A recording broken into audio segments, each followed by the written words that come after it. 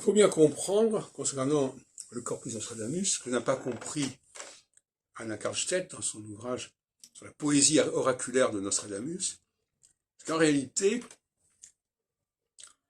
Nostradamus n'est pas concerné par ce qui est versifié.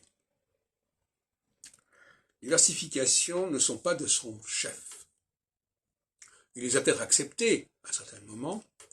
Dans les almanachs, par exemple, qu'il publie, il y a une douzaine de quatrains qui figurent à la fin de chaque édition,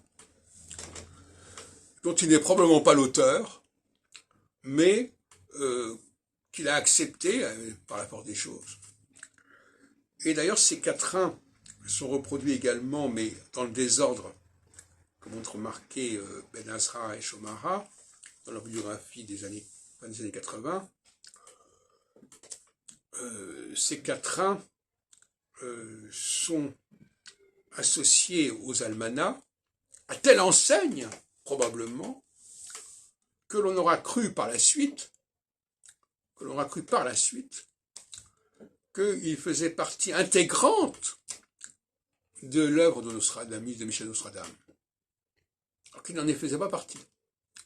D'où ce projet de centurie de quatrains, de 100 quatrains, plus 100 quatrains, plus 100 quatrains, etc., avec les additions, etc., qui dérive directement de la présence de quelques quatrains, de quelques pages de quatrains, à la fin des almanachs de Nostradamus, des années 1550-1560.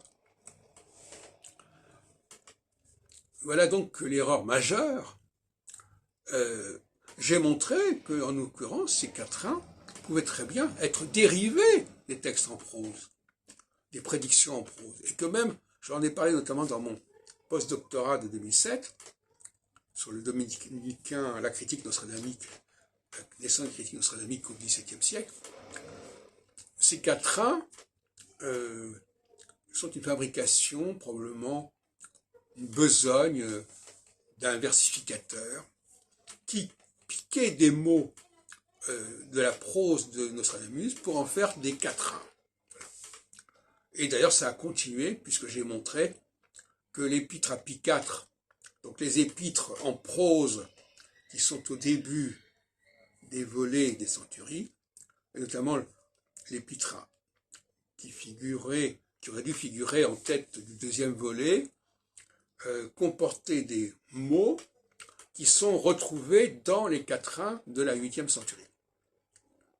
Mais le problème, c'est que, et c'est ça qui devient un peu compliqué pour beaucoup de gens, c'est que ce n'était pas l'épître à Henri II qui figurait en tête du projet du deuxième volet, mais l'épître à Pie IV, au pape Pie IV, qui était paru en 1560, etc. Et donc, on s'aperçoit par exemple que le mot masselin, il figure dans l'épître à Pie IV, alors qu'il ne figure pas dans l'épître à Henri II. Donc on se dit d'où ça sort, Alors évidemment, on peut dire, oui, ça n'est pas dérivé, je sais pas quoi. Voilà. Non, il faut bien comprendre que tout ce qui est dans les quatrains trouve son origine dans des textes en prose, pas forcément Nostradamus, puisque Chantal Liaroutsos a montré qu'on avait puisé dans la guide des chemins de France de Charles Estienne, pour un certain nombre de quatrains, notamment ceux qui touchent à la banlieue parisienne, à la ligne de Sceaux, etc., Antony, Temple, etc. Et donc, Nostradamus n'est pas l'auteur des quatrains.